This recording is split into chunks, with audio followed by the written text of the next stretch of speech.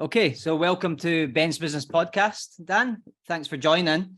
Thank you for having me, Ben. Yeah, Dan is a serial entrepreneur. I think you've got 20 businesses, maybe you've got more by now.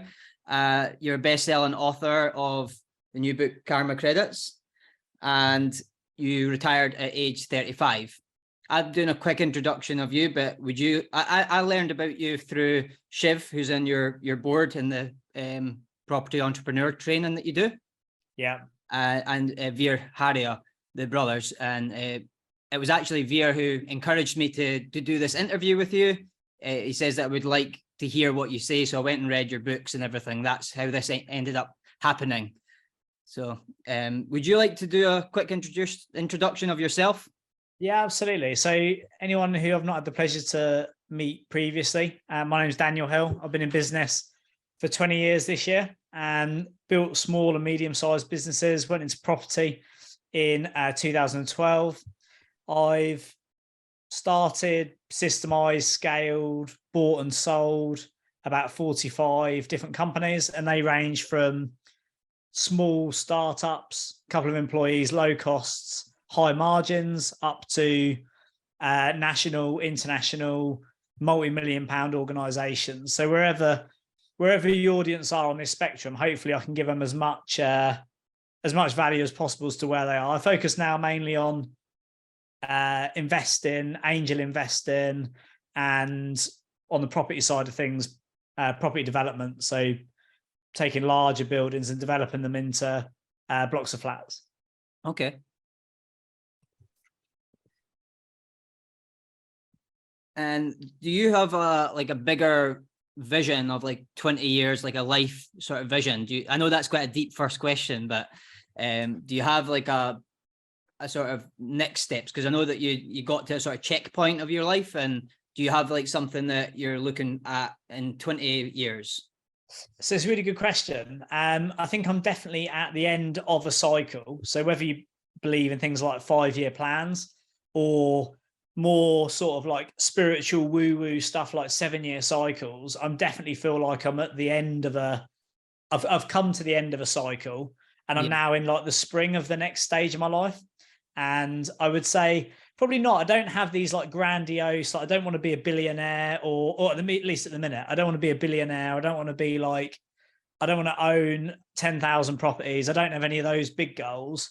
I think the only things that I want is I want to be fit and healthy. I want to be like the best shape I can be. Yeah. And I like really enjoy my life. That's quite a key focus of mine. And then secondly, have kids. I don't have kids at the minute. Okay. So that's the only thing that's in there. And go to the Grand Canyon. They're the only things that are actually on my list of like my bucket list, if you like. Cool. Yeah. I've got 3 kids, so that's a new challenge in itself. How old were you when you had your first? About 29, I think I was. Yeah, so I'm 36 now, and I'm thinking I should probably grow up at some point and start having kids. So yeah, I think I probably need to get on with it. Any words of advice? You sound like you're well positioned for having children. I think I would have maybe if like worked on my businesses maybe first and done the same order as you. So I think you're well positioned, because then it can be a bit calmer rather than being in the growth phase while having 3 children. I just like packed on more stress.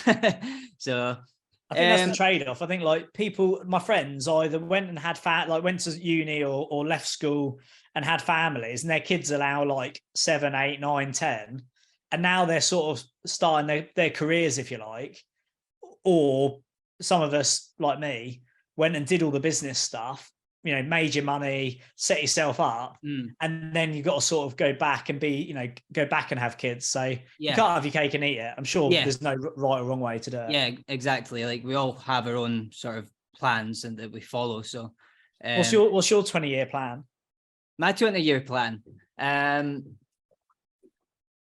to be retired, like financially free, and what my version of what that is, and to be doing more speaking, more of this.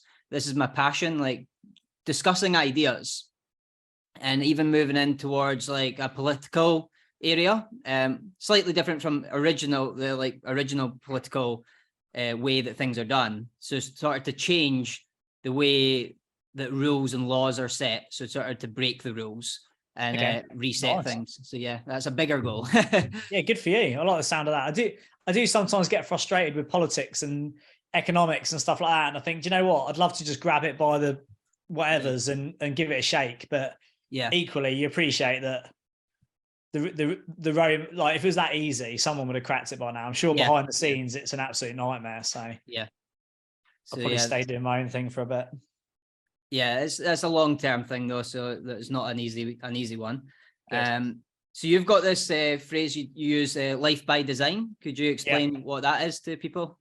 So life by design is, I suppose my focus is I sort of work with people who want to make more money, because who doesn't want to make more money? But ideally, have fun doing it, or even for fun. Like once you've made your money and it's covered, it doesn't mean you have to stop being an entrepreneur.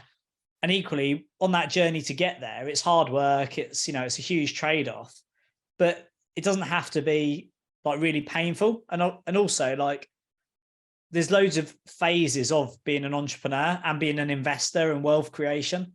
And the whole thing of life by design is that if you think about your life, well, your book club, a good book has loads of like really engaging chapters, and every page of every chapter is a page turner, and every chapter is completely different to the last, and it's got you absolutely gripped. Like that, life by design is the concept of having that for your life. So what we do is we say that you either have a life by design, which means you designed it yourself and you live in it, or a life by default, which is basically by the job you have, where you live, the family you grew up in. And what we do is we have a 12-month cycle that we use for our businesses and our lives. And the life by design element is that through by the beginning, like people have New Year's resolutions, we have what we call the year of. Okay. So for this year, this is my year of year of Carpe Diem. So it's basically every year you have a title and then you have other objectives in it. And it's basically you've designed your life. You then go and live your life like that. Yeah. And some years are amazing. I mean, all years are game changing, but some of them are amazing. And you think, I'm going to keep this forever. Like maybe it's giving up smoking, giving up drinking, giving up or start your fitness journey, whatever it is. And you think, I'm going to keep those things. Equally, you might, like last year I semi-retired and I went down to do like a 12-hour work week, and my year was the year of 12-hour work week. And it was a really high value. I actually did a podcast episode a couple of weeks ago. If people go to the official Property Entrepreneur podcast, I did one called The Year Of, where I talked about my year of last year, which was 12-hour work week. Yeah. And then this year, which is my year of Carpe Diem. And last year was a really hard year, like a tough year. I learned a lot about myself, but I didn't really enjoy it. So it was one of those years that you put to bed and you take the lessons and learnings. And now, without a doubt, I'm having one of my best years on record this year. So life by design is being deliberate about what you do with your life rather than doing it by default. Yeah. Okay. Yeah. And rather than finding someone else that you can model around, it's actually your own version of what success is as well. 100%. Like it's life by design or life by comparison. If you think it's all about Ferraris, helicopters, six packs on Instagram, it's like, are those people really enjoying their lives? Yeah. Maybe they are, maybe they're not, but it's like, it's what's important. We're all so different, and there's things that are important to us, and it's understanding what they are and getting more of them. Yeah. I agree. So it's just like taking a step further from like visioning to actually making a plan for that vision. Exactly. It's like a business plan. If you understand the value you get from doing a business plan, it's like doing that for your life. Yeah. And it's so exciting. I literally love it. I've been doing it for probably about 10 years. I've been teaching it for 10 years. So I've probably been doing it for, a lot longer. Yeah. Well, I've definitely been influenced by what you've been teaching other people like Shiv and Veer, because I've seen them live really good lives as well. And they link a lot of it back to what you teach. So it's definitely having an impact on people. Yeah, I mean, I don't know how long you've known Shiv for, but I've known him since the beginning of his journey. And if you compare who he is now and where he is now compared to when he started, it's like, if you do actually put these things into practice, it doesn't just change your life. It actually creates your life. And it's like people like Shiv and Veer are both absolutely run with it. Veer, I see Veer the other day, he's got it all on it. all his stuff saved on his phone. Yeah. Shiv's literally living in like Valencia this year Yeah, because his life by design is, you know, make the most of it before perhaps starting for a family or something. It's, you know, it's very tangible results you get from it. Yeah, definitely. And it's brushed off on me as well, just being friends with both of them.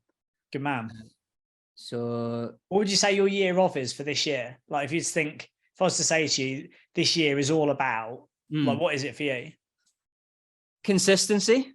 Okay. So similar to something we'll probably touch on about like a cash flow business. I'm basically making a profit business a cash flow business. So it's a question I have for you later about that. But if I can just jump to that question, making a business that's not got like direct debits or standing orders coming into my business every month, but just like making that month on month, hitting the same sales target. Do you think that's the right way to do it? Or does it just need to be predictable, or does it need to be actual standing orders coming into the bank? So is this sort of, there's basically, for those who have not heard this model before, like one of the models we teach is the wealth hierarchy, which means there's three levels: cash flow, profit, and asset. Really, cash flow is like your day job, and the aim of the game is strip down your outgoings as much as you can. So if you can survive on 20 grand, go out and work every day to make that 20 grand. That's the heavy lifting, hard work. And then with the other 5 hours a week, 20 hours a week, 3 days a week, that you've basically bought back by not spending the money, you use that time to do profit deals or profit companies. Yeah. And what you're looking for, really, if you want to become really wealthy and like have genuine financial independence, it's not created through, there's always exceptions to the rule, but it's not really created through cash flow. Cash flow businesses pay the salaries. It comes in every month, something like a letting agency or HMO portfolio, or a subscription-based business, anything that comes in every month. And as long as you go to work and do a good job, it pays the bills. You basically just want to do that, pay the bills. Real wealth is created when you stop going from the P&L, which is cash flow, to the balance sheet, which is all about net wealth. And whilst you might have to go to work 3 days a week, 48 weeks of the year to make your 20 grand or your 50 grand a year to pay your salary. Yeah. When you start doing profit stuff, which might be like flipping a business or flipping a property, you might have 6 months or 12 months where you don't make a penny, but when that deal lands and you've not had to pay the mortgage with it, it's 50 grand or it's 100 grand or it's £500,000. And that increases your net wealth because it's a big lump of called large capital events. Yeah. Large capital events. I'll see if I can change the view here. Yeah, so that's the hierarchy that you're talking about there. Is that right? Exactly. Yeah. And were you saying you've got your business is basically a profit business? You're trying to make it a cash flow one. I'll make a couple of thousand or 500. It's not predictable what I'll make on each lead that comes in, but I've got a sales target that I hit every month.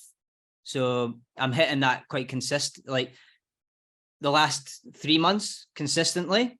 And that's why this is the year of consistency, so that instead of letting it fall short below the target, I'm going to hit that target every month this year so that I can predict my income.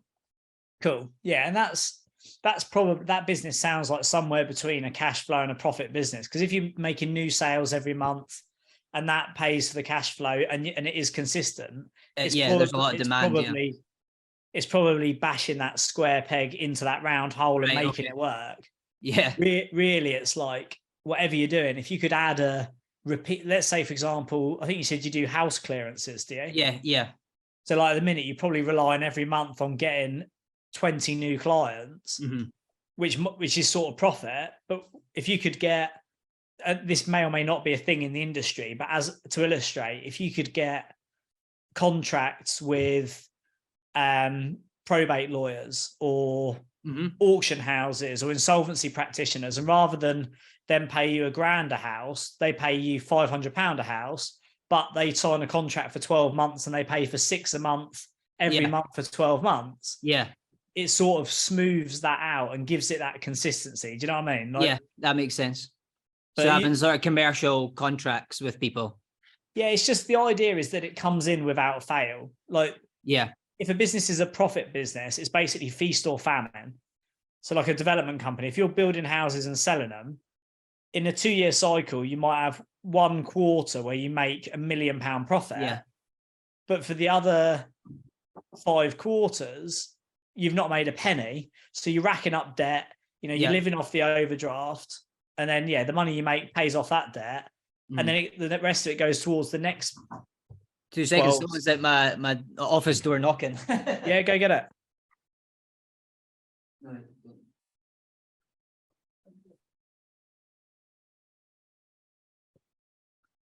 Sorry about that. That wasn't planned. Yeah, it's fine, mate. Don't worry about it. Yeah, so it's basically just trying to remove the feast and famine. If a business is feast and famine, it's high stress, whereas cash flow businesses should be low stress, high consistency. Yeah, yeah. Okay, yeah, that makes a lot of sense, and I've had that sort of secondhand from Shiv as well about finding ways to make that sort of basically standing order come in. So at the start of the month, your sales target's halfway there already, or already full.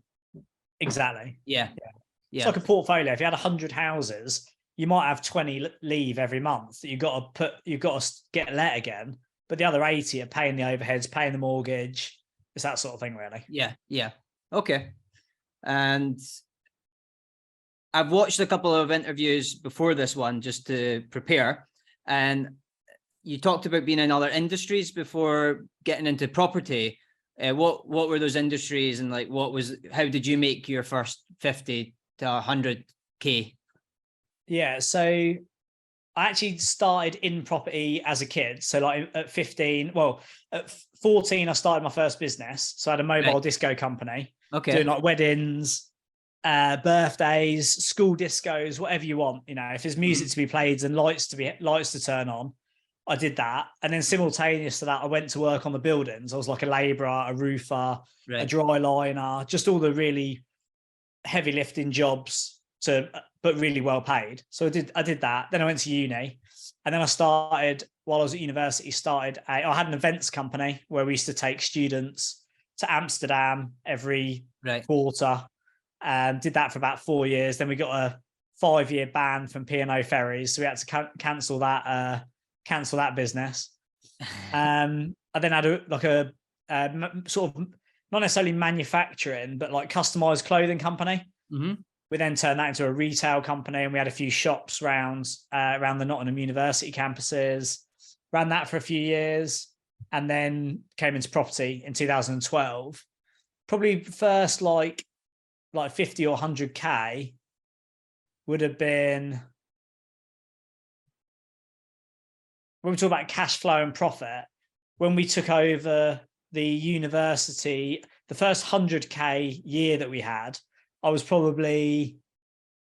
have been like 2009. So I was, 13 years ago? I'm 36. So I'd have been 23. So it was my first year out of uni, and we did our first £100,000 year. Yeah. And that was a combination of cash flow from running a number of shops. Right. And then profit. We basically took on these contracts that ran once a year. It's basically think about university selling clothes. They sell them all year, all day, every year. Yeah, that's your cash flow. Yeah. Whereas once a year, there's a big graduation ceremony. Yeah. And at the graduation ceremony, you'd sell bears, hoodies, t-shirts, mugs, pens, whatever. But you only sell it once a year, so you wouldn't want to pay people's salary with that money. Yeah. So we made sure the cash flow business paid for all our salaries. But then once a year at Leicester, Nottingham, De Montfort, Portsmouth, wherever these unis were that we had contracts, we would roll up with 20 grand, 50 grand's worth of merchandise, sell it at 4 times what it cost us, pay the uni a commission. And we would literally, I mean, back in the day, cash was still a thing. I would literally be downstairs in the gents' toilet in a cubicle, counting out like 5, 10, 15 grand in notes. Yeah. like once or twice a day because it was literally like absolutely bonkers. Right. That was my first sort of like Yeah. non-property activity that actually made good money without getting in trouble, really. Right. Okay.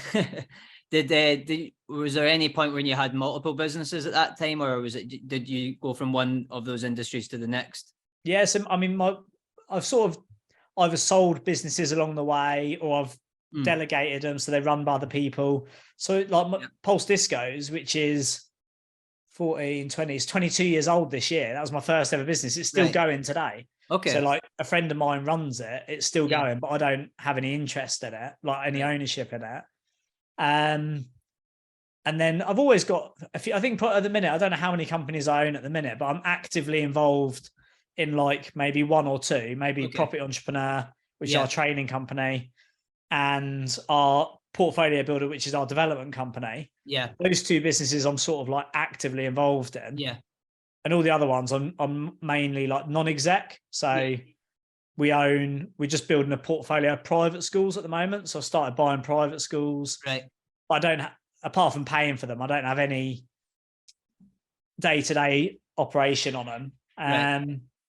And yeah, when I had the clothing business, I had maybe 2 or 3 businesses. And then nowadays I probably have like, including the ones I'm like angel investor in and I'm non-exec for, probably, I don't know, maybe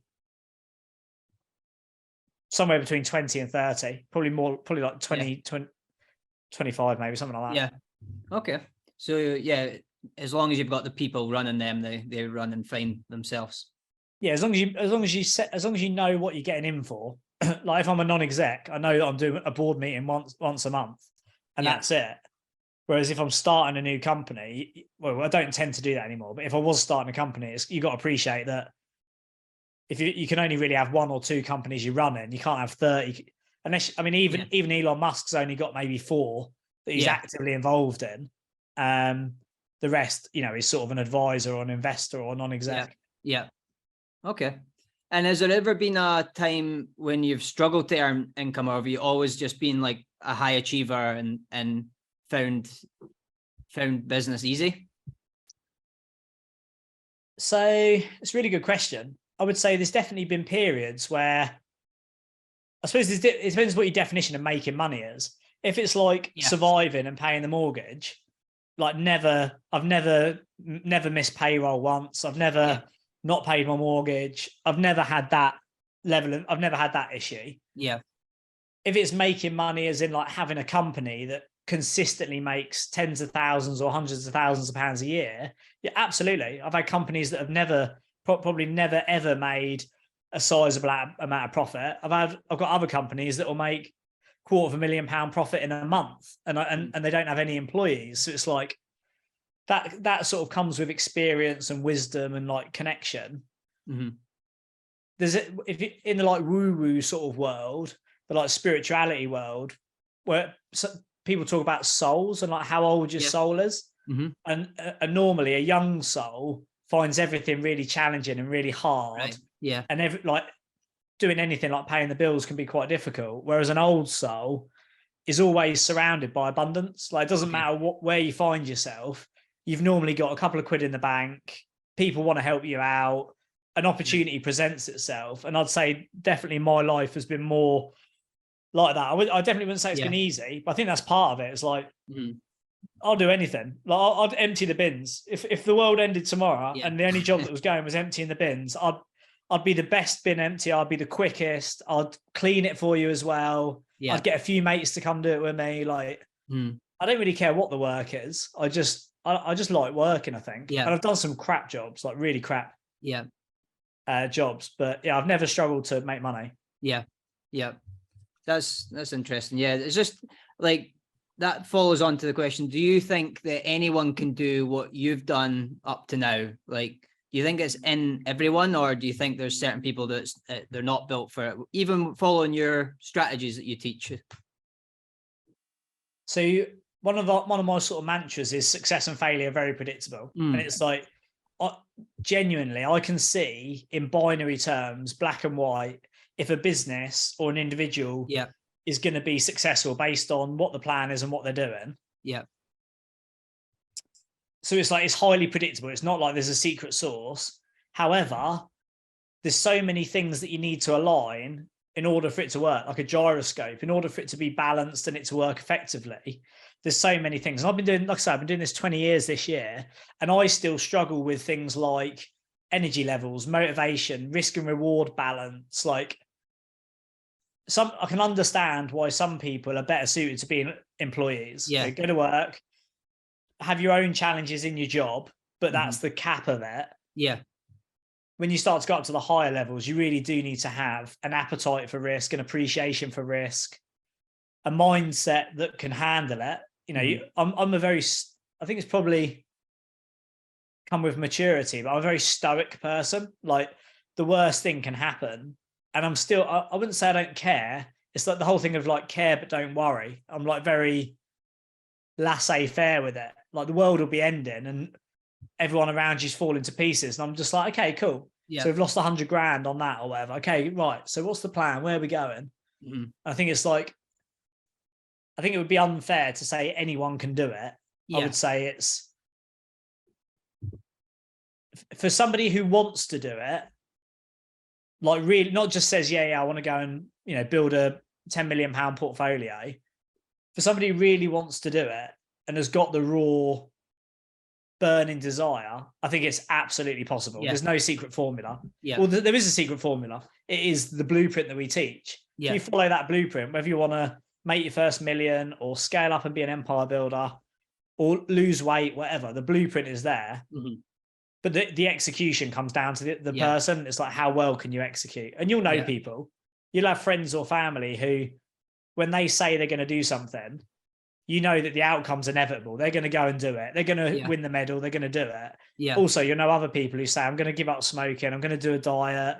I'm going to start my own business this year.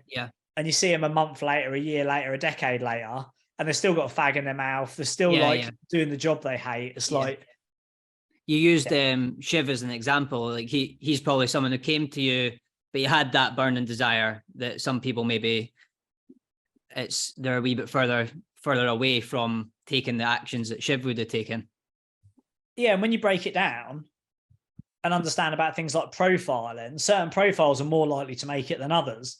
So Shiv is a tempo. Yes. And he's exceptionally good at executing. Like, as long as you tell him the plan and tell him what to do and when to do it, and you're there to answer the questions, he'll come back with it done better than most of the other people. And he just consistently executes. And that over a period of weeks, months, and now, I don't know how long Shiv's been on Property Entrepreneur, but it must be 5 or 6 years.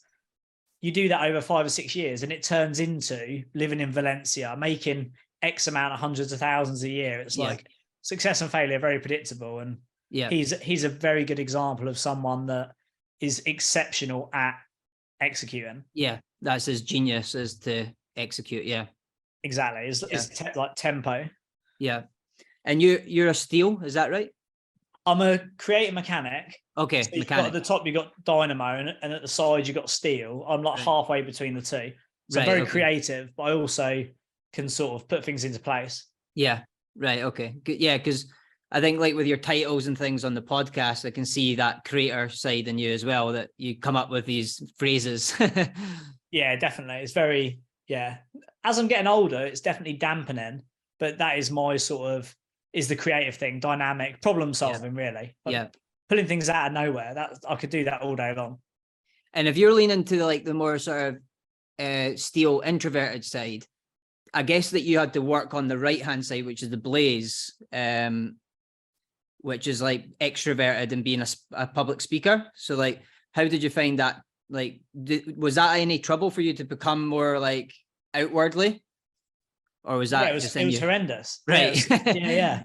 So I've genuinely, and I don't know how publicly I've said this before, but I genuinely didn't really have. There's always periods, but in the main, Property Entrepreneur has always been a very demanding company for me, because I don't like the limelight. Like, I'm quite happy being in the back office, creating all the stuff, doing all the strategy.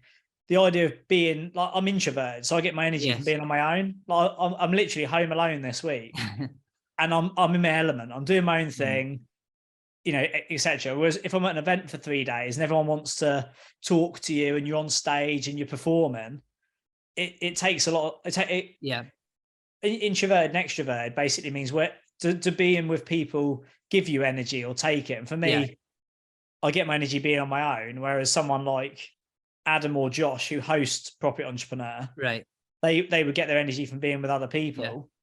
So that for me, it was very unnatural. right, Again, a lot of the thing is like how much success do you want and how quick do you want it? yeah, When I realized that having a profile was part of raising your rate, if you want to go up to that, if you want to get your hourly rate into the thousands or tens of thousands, you've got to have either a network or a profile. And as soon as I realized, if I'm going to do this, I really need to be a known name in the industry. I basically signed up to speak at 25 events for every year for 5 years. And I hated it. I was nervous. I was bright red. I was sweating. But after about 4 or 5 years, I started to get quite good at it. And then obviously, I wouldn't say I'm a good public speaker. I'd say I'm a very credible person who knows how to do things, so people like listening. But I've not really enjoyed it until the last couple of years. Now, probably last year. Now I actually enjoy it. But no, it was really hard to get there. Yeah. No, I've been on that. I went through Toastmasters and everything, and I was interested to know what it would be like on a maybe steel creator angle as well. I think I'm probably the same as you. I'm a mechanic and creator. Cool. Yeah, it's the best one. Yeah, it is. It actually is, because like you can create things out of nowhere and you can execute. Yeah, exactly. You just need someone like Shiv to execute things. But we start things really well. Someone like Shiv to keep it going all day, every day. Yeah, absolutely. Yeah, it's the ability to have an idea and then actually make it reality, which is great.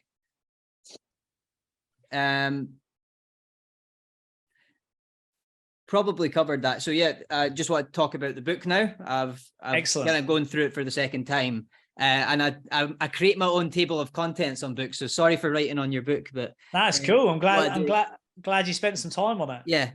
So I like to prepare for the interviews. So yeah, it was really good. Very aligned with like everything. I'm very much in the spiritual dimension as well as the physical, and I like the idea of you've got this knowledge as like a property millionaire. You could have wrote a book about that, but you decided to sort of take that angle, which is obviously more from your heart, from your soul, from your like purpose. So I like the fact that you took that angle, and it's a type of book that I would write probably as well. Like it's a type of, whenever I get asked to speak or anything, I always end up leaning towards that sort of more mindset stuff rather than just like teach people how to make money only. Cool. Yeah. So I like that. There's a good saying by a guy called, do you know Wayne Dyer? Yeah, I've come across a few of his talks. Yeah. So he did an amazing book called Change Your Thoughts, Change Your Life. And it is a game-changing book. But he has a saying which says, don't die with your music inside you. Yeah. And when I heard that, I was like, and people have been asking me to write a book for a decade. And when I heard that, I thought, do you know what? In case something happens to me, I need to get a book out the door. And I had the publishing deal sorted. I had the plan sorted to do it all for a business book. And then at the last minute, I thought, do you know what? I don't actually want to write that book. I want to write karma credits, because if I die tomorrow, that will be left. And even, hopefully it will get some good reach. And it would genuinely change people's lives. Like you read that book and put it into practice, say success and failure are very predictable. If you read that book and put it into practice, it is physically impossible for it not to change your life. Yeah. So it's like, it's whether people actually do it or not. That's the secret. It's spiritually impossible. Yeah. It literally is. Yeah. No, I'm totally aligned with all that stuff, and I didn't really expect that. So that was quite a good surprise. So yeah, do you want to talk about the idea of what was it? So I was reading some of it, and I was like, I agree with a lot of it, but as a business owner, and I agree also with Ayn Rand's philosophy of objectivism, and I think that that comes from capitalism as well. And you said something in the book that you said, neither am I a socialist or a charity. I run commercially driven enterprises that delivers net financial gains. So like you mentioned a couple of times as well that you are a capitalist, but you lean in towards obviously coming from a given value perspective, like coming from that given value. And then like a quote from Ayn Rand that like it's almost like, you know, when you hear a philosophy, I'm very open book. I'll listen to like two sides and I'll then be like torn on like what do I now believe. So that's why I read all these books, because I'm constantly I'm staying humble to keep learning and changing my beliefs. In the Ayn Rand's book, in Atlas Shrugged, I think it was, she talked about a philosophy of objectivism, and it's to fulfill your own happiness as a moral purpose of life with productive achievement. And I know that you've done the productive achievement and you've filled your own cup up first. So it's really just like that idea is like, this is obviously a philosophy you embody throughout while you are a capitalist. But yeah, just wondered like what your thoughts were on that, like sort of another look. Is that against what you're saying, or is it with it as well? With the one that you referenced, or? Yes. Would you say that that's a different philosophy, or it's a philosophy, but you've just added karma credits on top of that?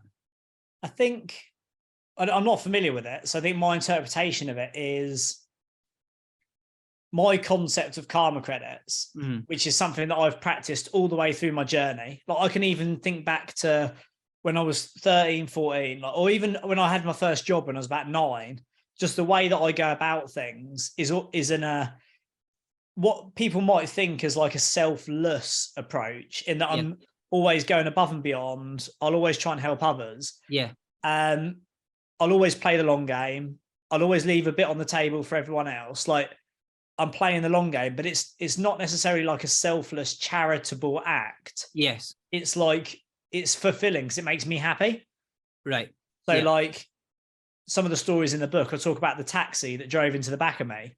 Yeah. Like drove into the back of my brand new Mercedes. The guy got out and was just like basically an emotional wreck and said that his mum had been in hospital. And like, I said, don't worry about the car. He told me some guy jumped him. So I give him 20 quid. And it was like, I did that because to me, it felt like the right thing to do. I don't care about, like, not that I don't care about my car. In the moment, it wasn't relevant. Like, rather than look at my objective of being like, you've hit my car, I'm not, you know, I'm going to have a go at you and you're already in an emotional state. I was more like, I'm fine. He's upset. Let's see what's up with him and play the long game. And my philosophy is, if you do that enough and make sure that it is a win-win-win for everyone, you don't always get it right. Like I've got a consistent track record of getting it wrong every now and again, but the older you get, the wiser you get, the less mistakes you make. Yeah. Mine is more about looking at what everyone wants, putting it all in the mix, including me, and making it win for everyone. And the outcome is that over a period of months, years, and now decades, everything, touch wood, everything seems to play quite favorably into my favor because of that. And that's my sort of logic. I agree. I agree. You reap what you sow. Like if you just keep sowing every day, then it always comes back. Do you listen to Jim Rohn at all? Yes. Yeah. So listen to Jim Rohn yesterday. I can't remember exactly what he said, but it was basically like, if you turn up and plant the seed, the universe will do the rest. Like you want to grow an oak tree, you want to have this estate of money and whatever, wealth. So you've got to turn up and plant the seed. Like the earth and the universe and the planet will grow the tree, but you've got to turn up and plant the seed. Yeah. It's that sort of logic of like, you've got to step up first. Yeah. I totally agree with your philosophy in the book. And all I'm saying is I think it was maybe things that you were reminding me about karma and about you reap what you sow. And I think it was my own sort of, I guess, falling back into like maybe the wrong direction. And this book was a good reminder and refresh that the world is abundant and you can't give too much. Yeah. And also and writing the book, it's something I've practiced intentionally for years, but in writing the book, it even made me take it to the next level, reminding me the things that I need to do. Yeah. And it's like the ultimate, which if I do another version at some point, I'll add it as the last chapter, is the ultimate self-actualization with this is when you start to walk down the street and people you've never met start to say hello to you before you say hello to them. Mm-hmm. And like things just happen around you. People smile at you for no reason. Yeah. That's when you've genuinely encompassed this like positive aura where people just feel comfortable around you. They feel warm around you. They feel connected. And I can't even explain how it works. But in most places now, I'll walk around supermarkets and I'm probably the only person with a smile on my face, looking at people in the eye. And before I've even said hello, they're smiling, they're saying hello to me. And it's like, that's the aim of the game. Really. It just makes the world around you so much more engaging and rewarding rather than intimidating and challenging. Rather than acting from fear. So do you think it's easier to practice that before you've filled your own cup up? It's probably not easier, but I would say after, I mean, sorry. After. I suppose it depends where you're coming from, because if it's a strategic move and you understand that you reap what you sow, I would say you're probably more motivated to do it early on in your journey because you want the outcome. I'm talking there about you can't do it for the law of reciprocity, but when the reality is when you know that there is a law of reciprocity, there is a subconscious logic to that. But equally, it's harder to do it. It's harder to play the long game and take the hit on the chin at the beginning of your journey because it's more expensive. You know, if you're faced with a deal that's going to lose you 20 grand and all you've got is 50 grand, you've got to be a real, you've got to take the real moral high. You've got to be a real man or woman of credit to decide to do it then.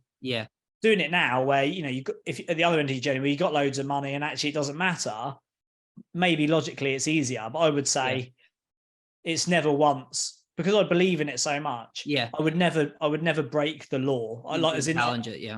I know that if I've done something wrong and it needs paying for, even if I've got to sell my house, I would do it because I know that both I'll be rewarded if I do it, but also I'll be penalized if I don't. And the people that make the decisions to focus on transactions rather than relationships, you look at where they are over. I know some of them from my childhood, or from my younger days, who would just focus on me, take. And I look at where they are after 10 years and where perhaps other people who've not done that are after 10 years. And the distance is like unrecognizable. So it's like, it's a significant contribution, but it is a long game. And it was a good, I liked what you said about the person in their mansion ends up in a small box coffin anyway. It doesn't matter how big your house is. We'll get buried in a small coffin. So that was more the challenges that were going through my head as I was reading this. They were just things I wanted to bring up because it's probably what other people that start reading this book start to get challenged by when you're sort of moving them back towards that, away from fear and towards abundance. I'd say the biggest challenge as well is all of this stuff feels so awkward. If you go to like Japan or Thailand, you'll notice that people are like this anyway because they believe in spirituality and like they're just not, the culture's different. In England or like European countries, it's very strange to do the sort of stuff I'm talking about in this. So it is like breaking the seal and just trusting the process anyway. No, I've definitely found myself changing and doing, sort of forcing myself to be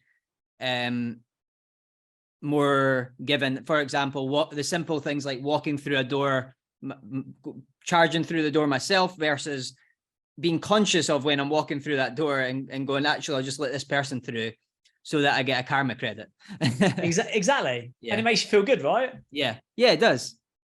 Perfect. And I think it's as well as that, the book actually teaches you how to be more conscious in your day-to-day dealing, as you said, in that people are just existing and just sort of like they've got their heads down.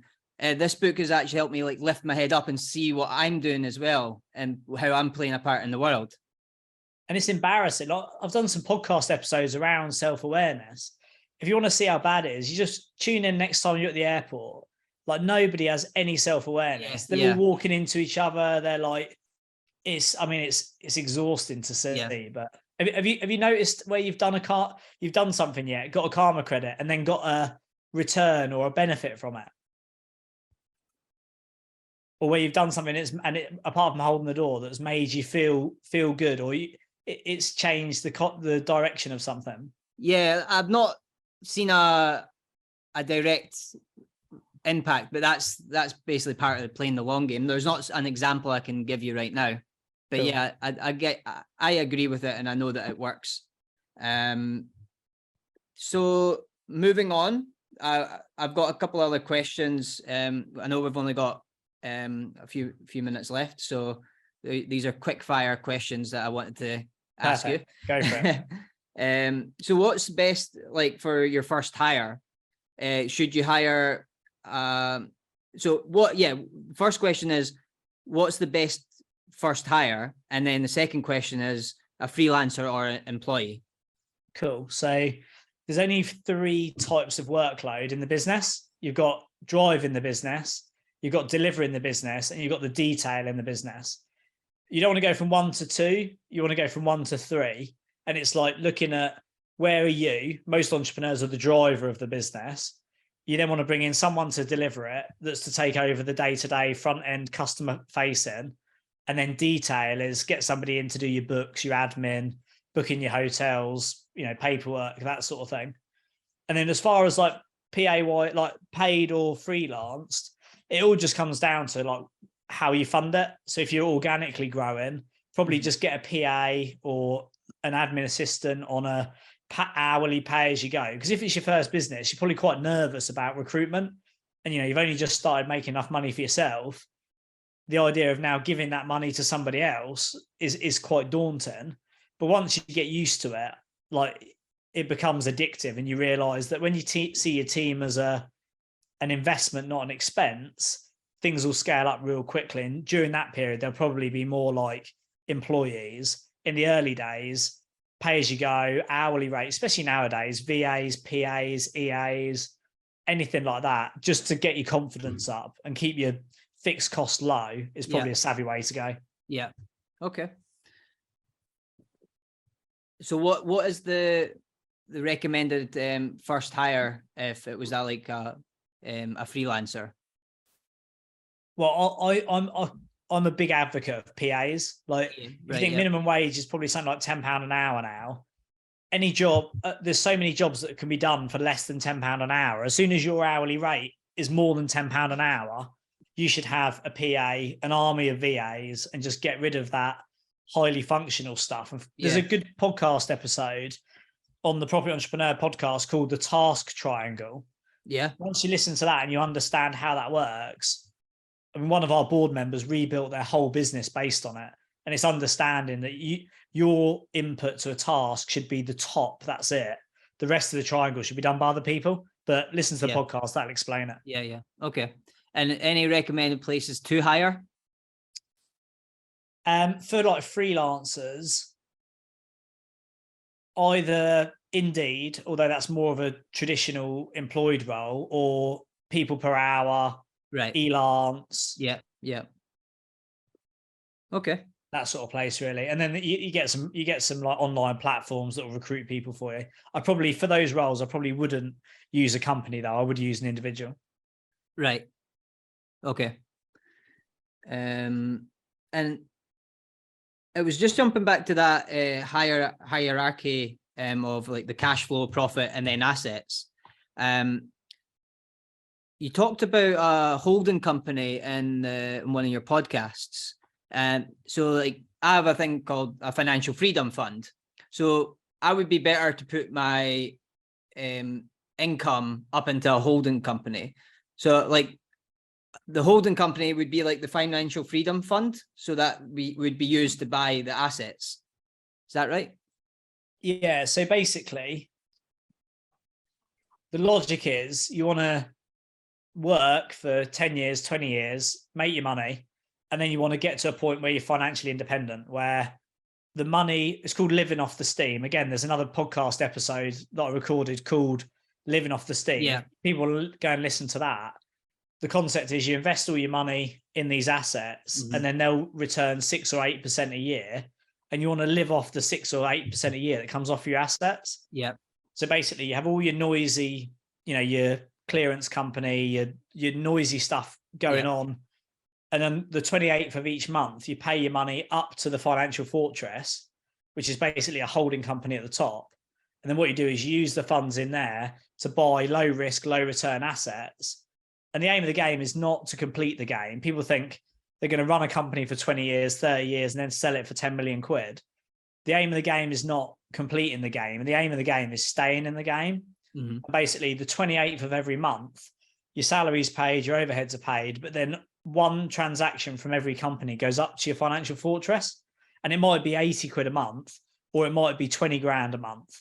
The aim of the game is that every month you can stay in business, you're moving some of that hard-earned cash up to the financial fortress. Yeah. Because if it was a phone bill or a Netflix bill or a maintenance bill, you'd pay it. So why not pay yourself a management charge for running the company? And then you build your financial fortress up there. Yeah. Yeah. They always say pay yourself first. So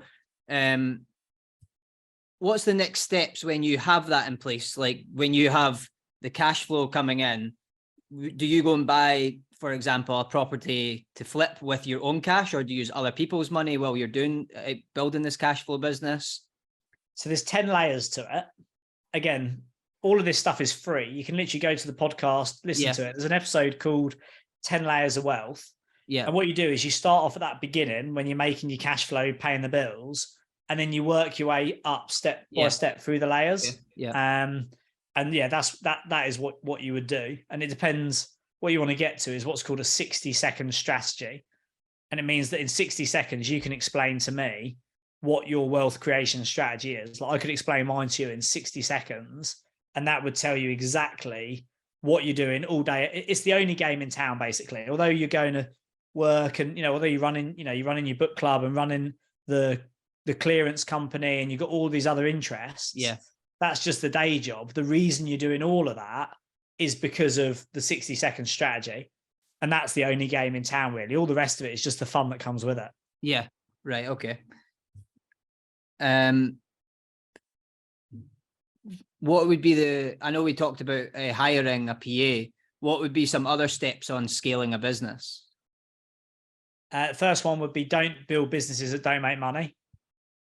So something crazy, like 90% of small businesses don't make profit. Mm. And what you want to look for is the needle in the haystack. So like I've got, of the businesses I own and the businesses I've always had, they're all either niche or they're crest of a wave. And it's like you want to have a niche business, which is a premium price point, highly lucrative, or crest of the wave business like AI at the minute or crypto last year, where it doesn't really matter what you do. As long as you're on the wave and you can hold on to the board, you're going to make money. Whereas lots of people are running around building businesses that just fundamentally will never, ever make money. And that's not, that would be the biggest thing is understand how to do what's called a business model, build your business model and see, is this thing actually ever going to make any money? That would be the biggest tip. And then there's probably loads of other ones, but that's the biggest one. Don't push something that's never really going to bring in enough demand or income. Yeah, you can, when I get pitched businesses to invest in or whatever, I can tell within 30 minutes of working on them whether in 5 years they're going to make money or not. So don't waste 5 years figuring out if it's going to make money. Yeah. Figure that out before you start. Yeah. What is a typical day for you, like routine? Do you have a typical day? So yeah, I'm definitely a big fan of structure. And I tend to change my structure like maybe every quarter or every 6 months. At the minute, it's like I get up early. I go to bed about between 8 and 9 p.m. and I wake up between 4 and 5 a.m. I have like 2 hours then to have my breakfast, journal, do some creative stuff. And I go to the gym, train at the gym 4 times a week, 7 till 8, walk the dogs 8 till 9, have a second breakfast about 9, and then start doing some high value work about 9, 10. And from about midday, start to do more functional things. So like responding to WhatsApp messages, anything that's on my to-do list. And then I'll go for a walk in the afternoon about 2-3 o'clock, just to give me a second wind. And then I'll either sort of round the day off. Normally I'll round the day off about 3-4 o'clock. Sometimes at the minute I'm sort of loving it. So I'm doing a few more hours, but yeah, I'll probably aim to finish like latest, like 5 o'clock. Yeah. And then the evening, just chill out, literally very normal, play the piano, read a book, watch Suits on Netflix, just do normal stuff, chill out, go to bed, then do it again. Yeah. And has it always been like that, structured in that order, or was it more busy at the beginning of building all these businesses? Well, there's a podcast called Beast Mode, an episode that I recorded on the official Property Entrepreneur podcast called Beast Mode. And when I'm doing Beast Mode, I'll literally lock out every second of my calendar from 5 a.m. till 6 p.m.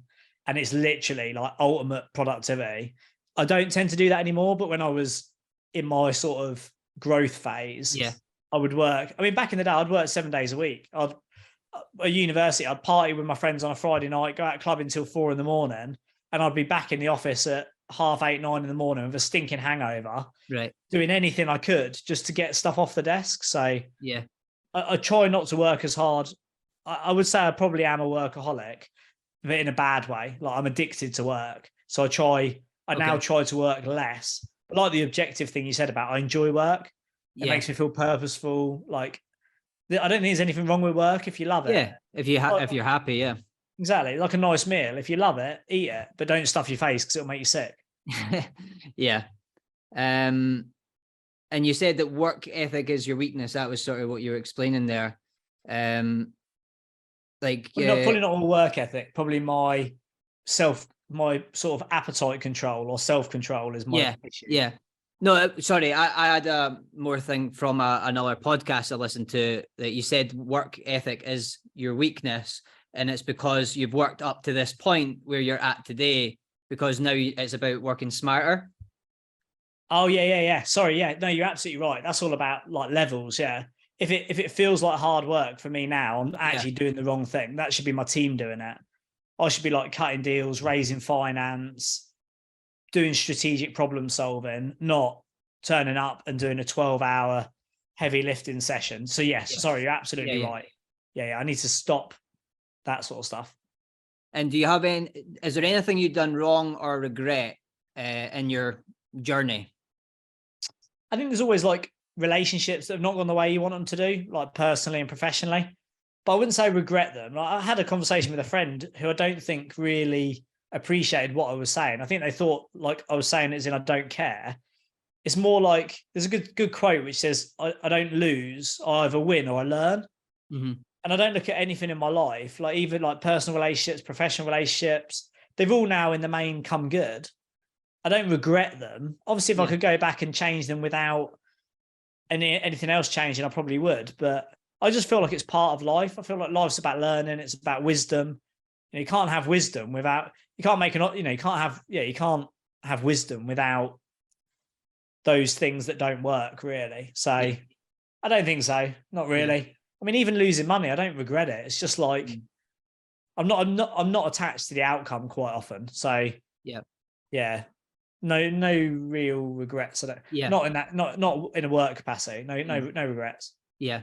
I don't use the word regret often, but it's always quite a good question to trigger any lessons that you've learned on your journey that people can share. Because I'm not a big believer in regret either, because it's not something worth holding.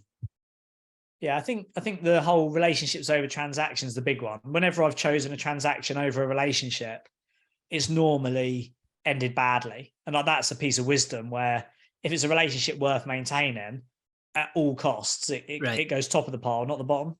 Okay. Yeah. Okay. Well, I think I've asked you plenty of questions. I really appreciate your time and for sharing all your wisdom with us. My pleasure. How can we find you? I know you've mentioned the official Property Entrepreneur podcast. Yeah, so Instagram, Property Entrepreneur _, and I post a load of videos on there. Facebook is Dan Hill. And the podcast, honestly, it's like for anyone who's listening to this that's into business or wealth creation and wants to know the simple way to achieve complex things like Financial Fortress, Making Your Millions, stuff like that, just give the podcast a spin. My attitude is I'll give it away for free. Like I give all the podcasts, all the episode, all the blueprints away for free, just because I want people to use them, and we don't struggle to sell our training courses. So I'd say just go and you've listened to them. They're not sales pitches. They're basically like they're lessons that we teach. I think just hoover them up, find the ones that work, and put them into practice. Yeah. I highly recommend both your book and the podcast to everyone watching as well. So thanks again, Dan. Lovely. Good to see you, Ben. Thanks for having me on. Good to meet you. Cheers. Catch you soon. See ya.